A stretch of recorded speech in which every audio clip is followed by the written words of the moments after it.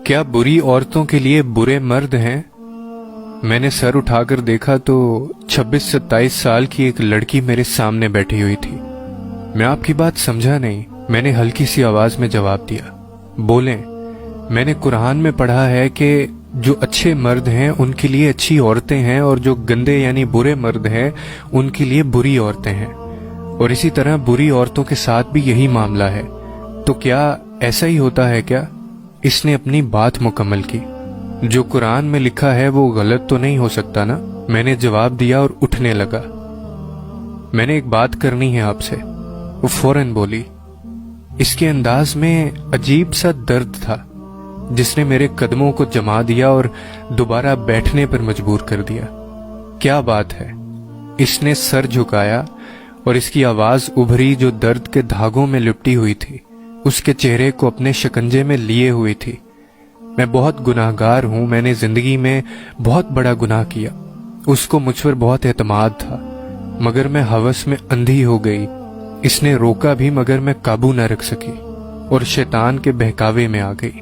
मैंने इसके बाद अल्लाह से तौबा भी की। रात को सिसक सिसक कर इसके दर पर पड़ा रहना शुरू किया। कुरान पढ़ा, तौबा की, मगर एक सवाल अभी भी है, क्या बुरी औरत के लिए बुरे मर्द ही हैं? वो खामोश हुई। उसका चेहरा आंसुओं से तर हो चुका था। उसकी नजरें झुकी हुई थी और फिजा में हिचकियों की आहट थी। मैं मुखातिब हुआ, आपको किसने कहा कि इस आयत का ताल्लुक सिर्फ शादी से ही है? इसने फौरन नजर उठाकर देखा। इसकी आंखों में जो जुस्तजू थी आज तक जहन में पैवस्त है मेरे।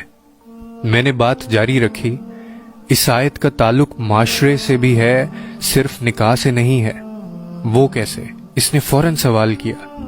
मैंने दोबारा बात शुरू की।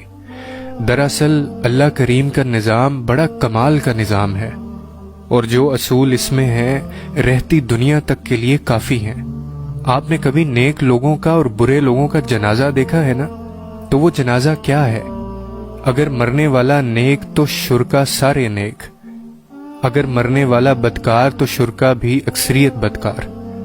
आपने फंक्शंस भी देखे होंगे। अगर नेक आदमी की आमद है तो सारे नेक अफराद शरीक होंगे। अगर किसी बदकार की आमद है तो अक्सरियत बदकार होगी। असल में हम अपने इर्द गिर्द के लोगों को खुद मुंतखब करते हैं। हम जब अच्छे बन जाते हैं तो अच्छों से ताल्लुक कायम होता है, जब बुरे तो बुराई के रास्ते आसान होते हैं। तो ये सिर्फ निकाह के लिए नहीं है बल्कि माशरती ताल्लुकात को बयान कर रही है। अब जब आपने तौबा कर ली तो अब आप परेशान ना हो। कबूल करने वाले की कोई शर्त नहीं होती। माफ कर देने वाले के सामने गुनाह क्या है? वो रब्बे रहीम है, रब्बे करीम है। आपकी भलाई आपसे ज्यादा चाहता है। मैं खामोश हुआ। वो उठी और गर्म जोशी से सलाम किया और ये कहते हुए रुखसत हुई, बेशक मेरा रब बड़ा रहीम और करीम है। और मुझे अपने इर्द गिर्द एक अजीब सी खुशबू का एहसास होता रहा।